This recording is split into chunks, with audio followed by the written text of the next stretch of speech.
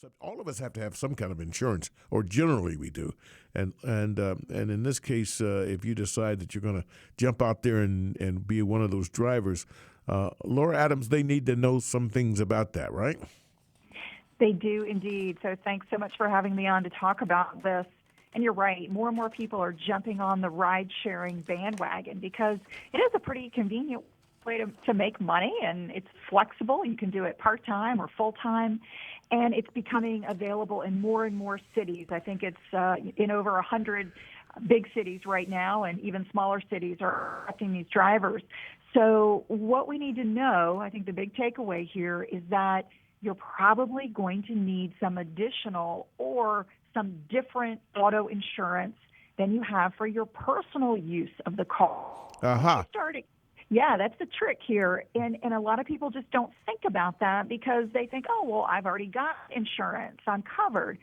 But what happens is when you start taking money, when you accept a payment to transport people from point A to point B, all of a sudden you are not in a personal situation. You're in a commercial situation. And that calls for different coverage. Wait a minute. I'm sorry, but I'm driving my car, that I have insurance on. The insurance company has insured me and my car. How dare they not extend this if I put somebody in the back seat of my car to make $1 or $2? Come on, Laura. What's wrong? What's wrong with that? Yeah, it doesn't seem like it really should be that big of a deal, but from an insurance company's perspective, it's a really big deal because the difference is you become a higher risk to them driving for business versus for personal use.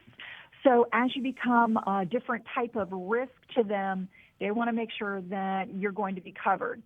So, there are a couple of ways that you can handle it. And some of these companies, like Uber, for instance, do your coverage. So they offer some type of ride coverage. But what you need to know is that the coverage may have some big-time gaps.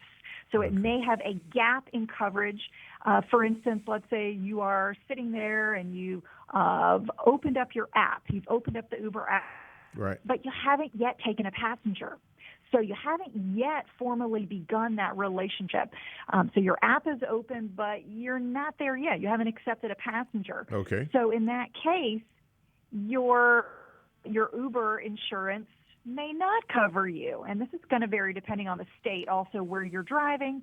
Every state has different regulations, which make this topic even more confusing.